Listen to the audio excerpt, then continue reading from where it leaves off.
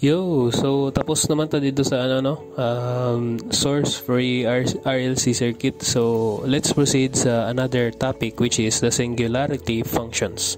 So singularity functions are also called switching functions, are very useful in circuit analysis. So they serve as good approximations to the switching signals that arise in circuits with switching operations. So they are helpful in the neat, compact description of some circuit phenomena. So especially the step response of RC and RL circuits, to be discussed in the next sections.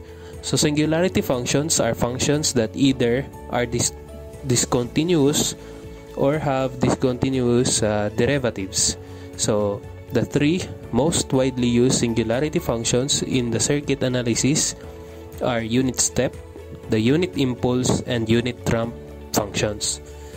First is the unit step function, or U function of t, is 0 for negative values of t, and 1 or positive na 1 for values of t. So in mathematical terms, natay U function of t. So if natatay 0, so ang time daw ana is less than 0. And if natay positive 1, so ang time ana is greater than 0. So diriya sa singularity functions, so it describes lang sa kung unsay behavior sa imong function with respect to time. It's either na siya delay or unsay klase sa iyang graph pod, or unit function, so inyo lang na ikuan, kamanay bahala magkuan pod dig deeper sa singularity functions.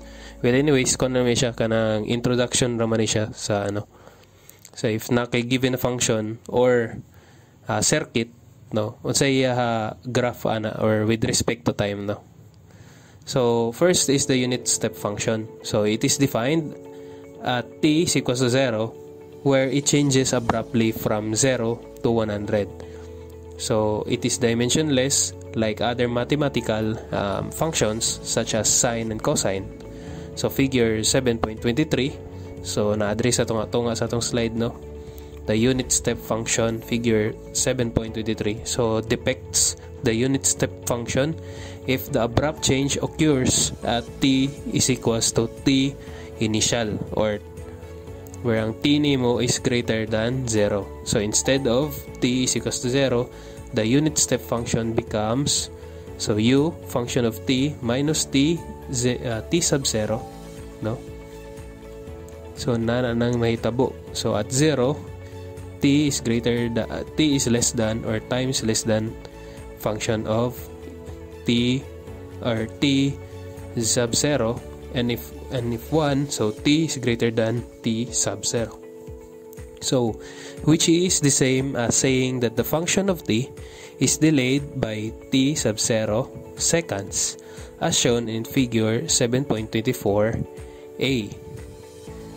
So to get equation 7.25 from equation 7.24, so we simply replace every t or time by t minus t sub 0 if the changes is at t is equals to negative t sub 0, or the unit step function becomes so muna siya ang kuan. So katong first na 7.23 unit step, so mogid na ang iyahang kuano kanang from point na open ang switch, di ba? So pag close sana niya na abrupt na changes sa time. So manang ni at 1 second na kabaguhan sa iyahang function at overtime. So mo na nang nakay 1 diha sa imong function of t. Pero diri sa imong 7.24a, the unit step function delayed by t sub 0. So pag delayed daw, so occur siya po siya sa positive na Cartesian plane.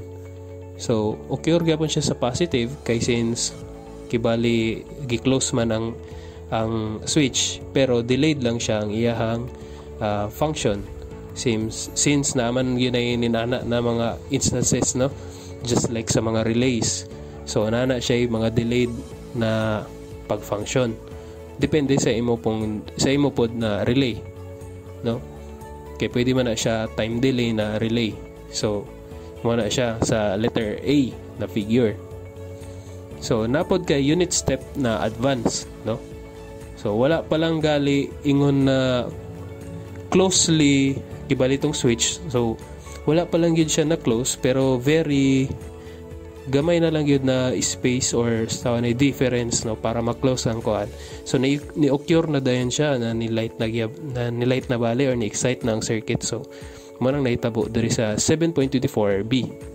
So naa siya sa negative nagsugod na Cartesian plane, no. So negative t sub 0 na siya diha. So nanana lang ang pagka-explain, no. So let's proceed sa kuan. So there is a 7.26. So meaning that u function of t is advanced by t sub 0 seconds. So mo tong gipakita sa 7.24.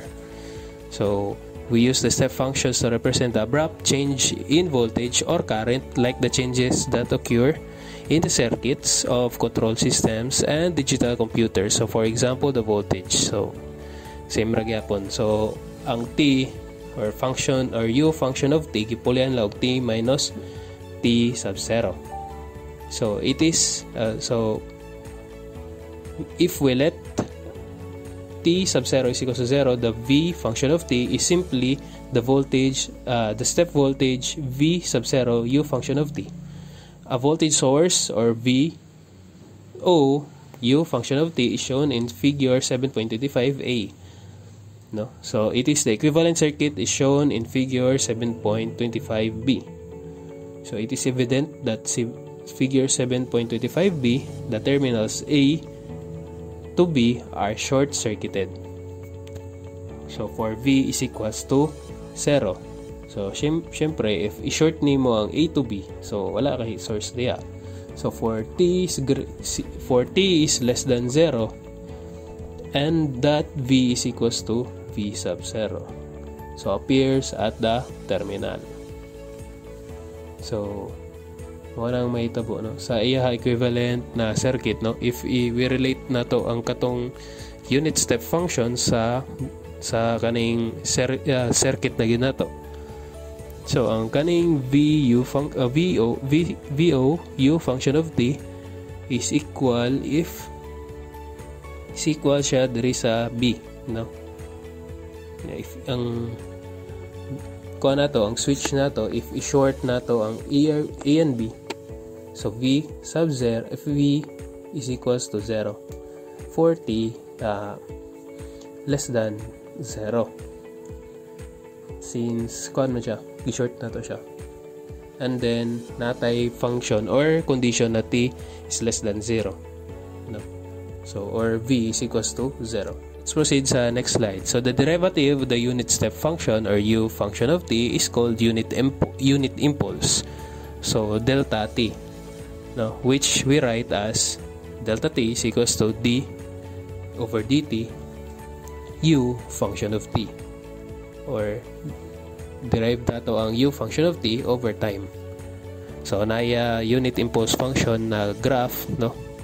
There is a figure 7.27, and then the unit impulse function delta t is 0 everywhere except at t is equals to 0, where it is undefined.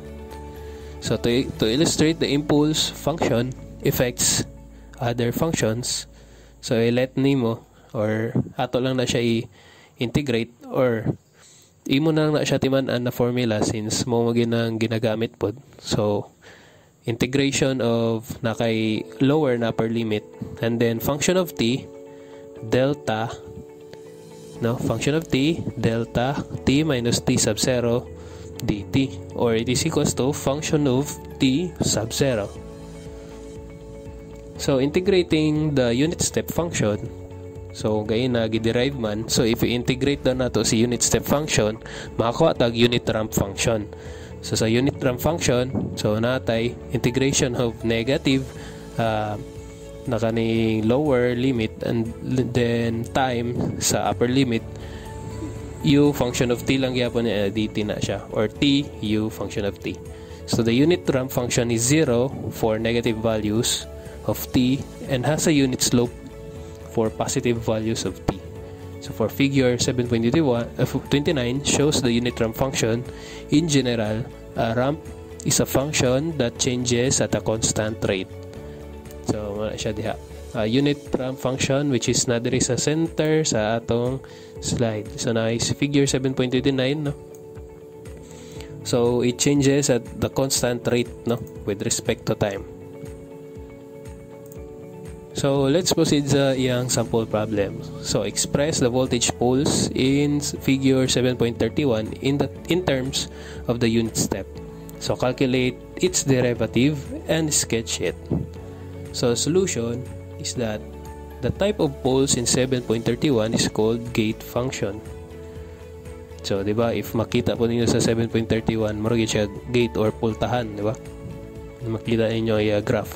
So, it may be regarded as a step function that switches on at one value of t. So, switches from 2 and then 5 pod.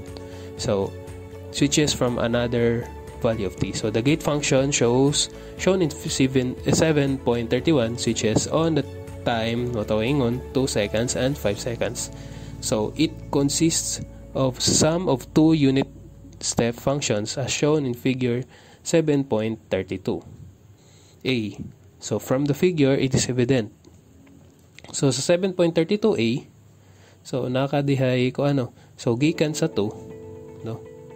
Gikan sa 2 na time, plus katong sa 5. Since, nagsugod ka sa 2, din ninaog ka sa 5. So, mo pod na iya with respect to time pod, no. So negative bali ang iyahang kaning iyahang diri sa sa vertical na function which is the 10u function of t minus 2, no. Di ba ang t minus 2 is motong t minus t sub 0 or initial. So, ang pagbaba pod is negative na pod na ang imuhang function. So, it is evident that the v function of t is equals to 10u function of t minus 2 minus sa 10u function of t minus 5. Since nibaba naman or nag-switches off ka sa imong 5 seconds. So, taking the derivative of this gives dv over dt is equals to 10. So, gipagawas na imong 10 and then i-derive daw, di ba? I-derive. So, t minus 2, then t minus 5. Or gigawa sa tong 10, di ba? Gipanay sa niya dito sa taas. So, pag i-derivation na daw nimo ng function of t, no? Or function sa v, function of t. So, dv over dt. So, yun, sa naman na siya. So, ang dt, ano lang na siya? Ang u lang, mo lang nato siya delta. Since mo man ang sa derivation, di ba? So, which shown in the figure 7.32b that we can obtain the figure 7.32b directly from 7.31 by simply observing that there is a sudden increase by 10 volts at t is equals to 2 seconds. So, leading to 10 d delta t minus 2 at t is equals to 5 seconds, there is a sudden decrease by 10 volts leading to negative 10 volts delta t minus 5. So kaning derivative lang niya diri is katorang sa u, no, katong u lang ato gikuan. So wala gid siya ingon na giderive pa nato ang t minus 2 na function or kana nga function, but ang katorang u. So, with respect to time, no? So, at 2 seconds, there is an increase of 10 voltage. So, gitawag siya singularity. Since kung sa tong function nimo sa imong voltage at with respect to time, if nag-otro siya at t is equals to 2, which is na-otro siya 10 volts or maugid ang nakuan niya sa 2 seconds. So pagabot og 5 seconds, so more gyapon 10 volts lang gyapon ang iyaha gi-decrease. Kung na-increase siya 10, mo decrease po siya 10 once gi-off na mo ang switch. So kaning unit ramp or kaning singularity functions is nag-describe lang ni siya sa imong graph, no, kung say mahitabo over time sa imong voltage or sa imong switch once closed or open. So let's proceed sa atong next slide, which is the step response of an RC circuit. So step response of a circuit is its behavior when the excitation is the step function, so which may be a voltage or a current source. So the step response is the response of the circuit due to a sudden application of a DC voltage or current source. So very clear sa iyahang definition, no, na step response of an RC circuit occurs when there is a sudden, di ba, or a response, no, due to a sudden application. So if na daw DC voltage or current source. So for first, so di ba na kay C dV over dt, so plus V minus Vs function of or the step response, di ba, sa Vs U function of t over R. So asa man nato na siya makita ang kana siya na Vs. So diri na siya sa ato ang figure 7.40, which is na diri sa right side or upper right corner sa atong slide. So kanang C dV over dt, so normal na siya na kuan relation sa capacitor when it comes sa sa iyahang voltage. So kanang isa pod is suma siya V minus Vs, di ba? So gikan na siya sa katong voltage nimo na source or the step response, no, and then katopong voltage dito na present sa imong capacitor over R is equals to 0. So ato lang na siya arrange. So para mahimo na siya og katong first order. So di ba himo na to siya dV over dt lang yun na siya na pure, no, first order. Then V over RC is equals to Vs function of U Vs U function of t or step response, di ba? So over RC. So nakay source bali ni I mean voltage source na siya, no. So kana siya is step response lang ni siya ang ako pasabotan ni kani siya na equation. So where V is the voltage across the capacitor, so for T greater than 0, so equation 7.41 becomes dV over dt plus V over RC is equals to Vs over RC. So ang U function of t, so when t becomes or greater than 0, so unsa may mahitabo if t is greater than 0, so assume nimo ang U function of t is 1. So mawala diha si U function of t, so Vs over RC. Now rearranging terms so dV over dt is equals to ipagawas si V over RC, then makombine na so negative V minus Vs over RC. So dV, so variable si parabol, no, dV over V, then labog dito si dt or cross multiply lang, pero ang sign ikuan lang mo lang gyapon, no. So integrating both sides, so introducing the initial condition, so same gyapon dito sa source free RLC circuit, di ba? So variable si parabol, then i-integrate. So after integrate, imo na siya but nga og lower and upper limit, and then imo na pud na siya porma og logarithmic, and then imo na pud na siya i-raise og e, no, di ba, para ma-cancel si ln.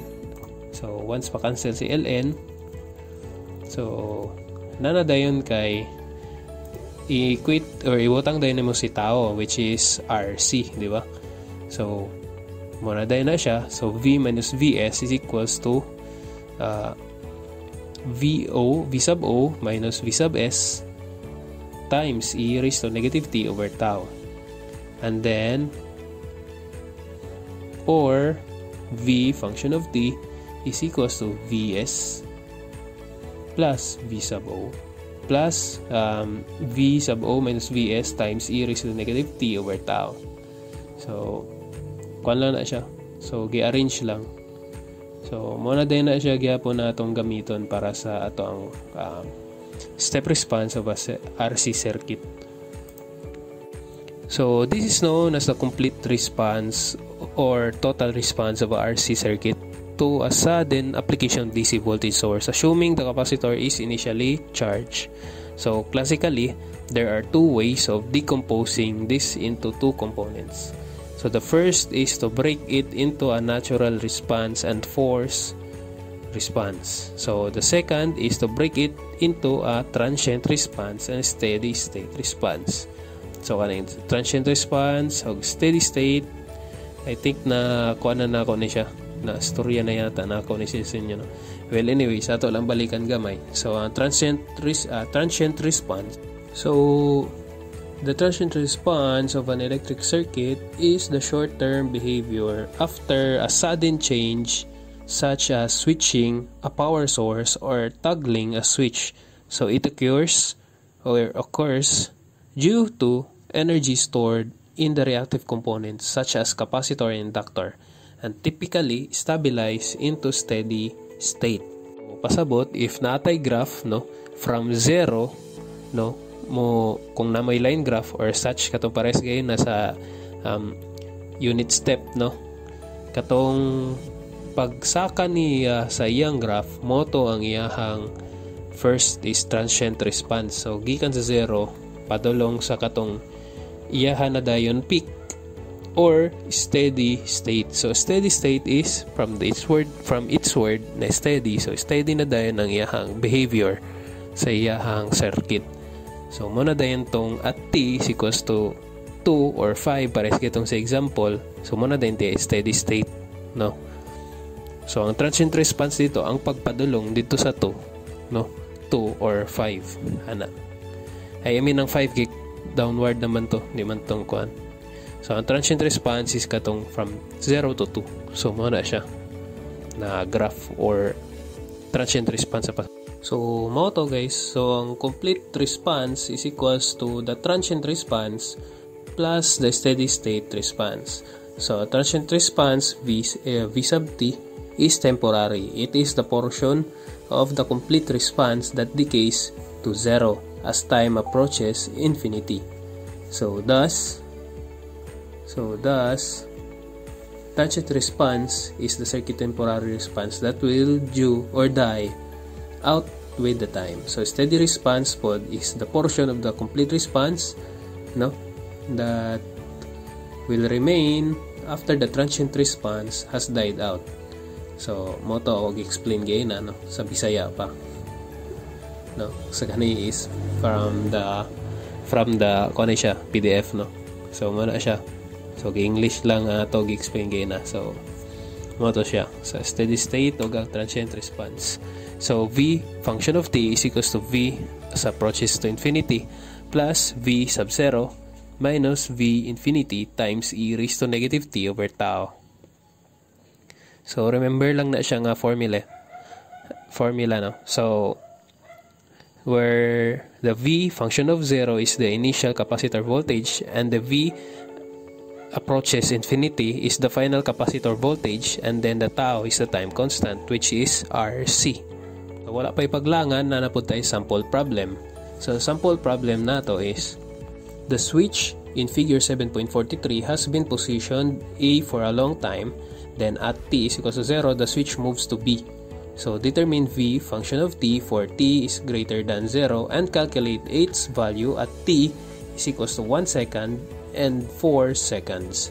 So figure 7.43 para sa ato example 7.10 natay figure diri no which is natay 24 volts, 3 kilo ohms, 5 kilo ohms and 4 kilo ohms with a capacitor of 0.5 millifarad and then napay tay 30 volts. So ang switch nato is positioned sa A for a very long time no. So at t na siya nga less than 0. So solution nato is that at t less than 0 the switch is positioned at A. The capacitor acts like an open circuit because of the DC. So, but V is the same as the voltage across the 5 kilo ohms. Nakaparallel man na siya kay napa man na siya sa A, di ba? Ang iyang circuit. So, ang V na to sa ato capacitor is the same sa 5 kilo ohm resistor. So, hence, the voltage across the capacitor just before T is equals to 0 is obtained by voltage division. So, para mabalaan na to ang voltage sa capacitor, so gigamitan lang nato siya og voltage divider. So, by using voltage divider para sa atong 5 kilo ohms, so 5 times 24 over 8 is equals to 15 volts. So, mo nang nahitabo nga voltage at T is greater than, less than 0. No, just before T is equals to 0 or T is greater than 0. So, using the fact that the capacitor voltage cannot change instantaneously, so ang nakuha nimo na V at 0 or negative or less than 0, so 15 volts, so the same as sa imuhang initial or mo na ginang initial nimo na voltage sa imong capacitor sa initial condition, which is 15 volts. For T greater than 0, the switch is positioned at B. So once positioned at B, so isolated na ang 30 volts, 4 kilo ohms as well as ang 0.5 millifarad. So kaning circuit nimo sa 24, 3 kilo ohms and 5 kilo ohms will be omitted or mawad na sila pulos. So the Thevenin resistance connected to the capacitor is RTH is equals to 4 kilo ohms. Diba? If Thevenin's ang iya equivalent, diba, is kuan katong kung sa rapod to'y nabilin dito na resistance, which is 4 kilo ohms. Then the time constant is T is equals to RTH times C. So 4 times 10 raised to 3, no? Since kilo man siya, times 0.5 times 10 raised to negative 3 nga value sa atong capacitor. So it is equals to 2 seconds. So since the capacitor acts like an open circuit to DC, no, at steady state, the V function of infinity, no, or time nato nga from 0 to infinity or T is greater than 0, so it is equals to 30 volts. So thus Vt is equals to V infinity plus V0 minus V infinity times E raised to E over tau. So mo nang formula to gayna, di ba, sa ato ang step response of an RC circuit.